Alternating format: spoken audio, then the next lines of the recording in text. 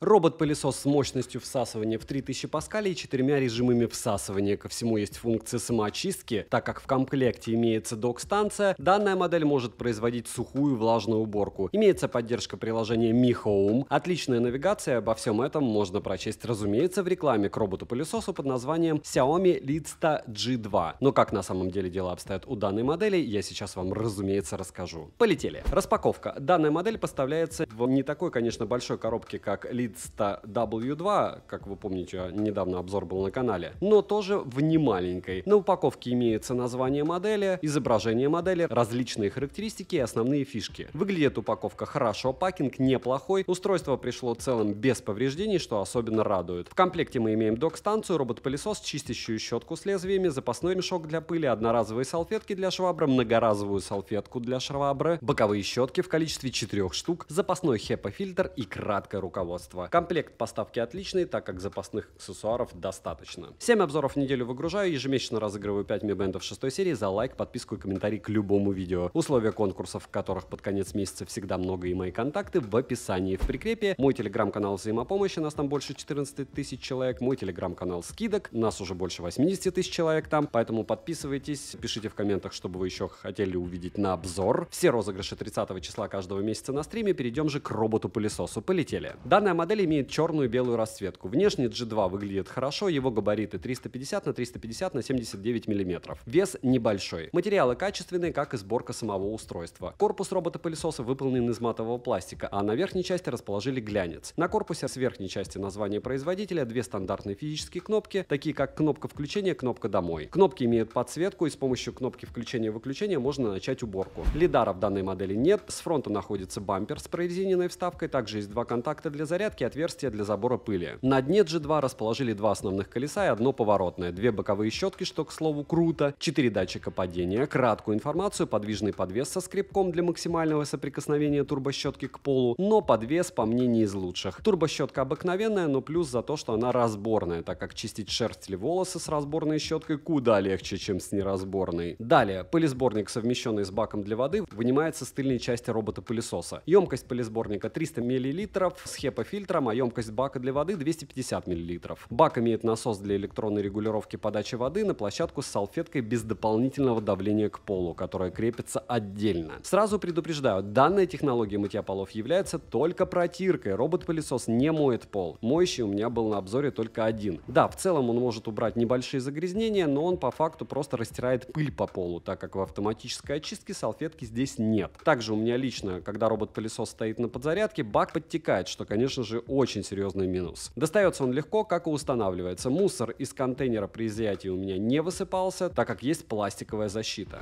Док-станция, выполненная в дизайн робота-пылесоса, она небольшая, но сразу минусы за несъемный кабель питания. Плюс нет места в док-станции, куда бы можно было спрятать лишнюю часть кабеля. Ко всему, она просто нереально громко всасывает мусор с пылесборника в роботе-пылесосе. Ее размеры 276 на 217 на 330 мм. На ней расположили контакты для зарядки, на нестандартном месте отверстия для забора пыли. На верхней части имеется крышка, под которой есть область с мешком емкостью 3 литра для мусора. Качество материалов док-станции отличное. Также отмечу, что у док-станции есть датчик QMP6988 для автоопределения, когда мешок для пыли необходимо заменить, и функции ионизации мусора. Ощущаете, сколько там маркетинга? Ионизирует уже мусор, чтобы мусор в мешке не издавал запаха. Летим дальше. Робот-пылесос оснащен лазерной системой навигации, бесщеточным мотором, сила всасывания G2 3000 паскалей, что отлично. Имеется 4 режима всасывания: тихий режим 600 паскалей, стандартный 1000 паскалей, повышенная мощность 2000 паскалей и максимальная мощность 3000 паскалей. Подача воды регулируется 3 режимами, но отключить ее нельзя. Режимы работы: влажная уборка, сухая уборка и совмещенный режим. Робот-пылесос подключается по Wi-Fi 2,4 ГГц, стандартно самый стабильный. G2 поддерживает управление через Яндекс Алиса. Емкость аккумулятора 2600 мАч,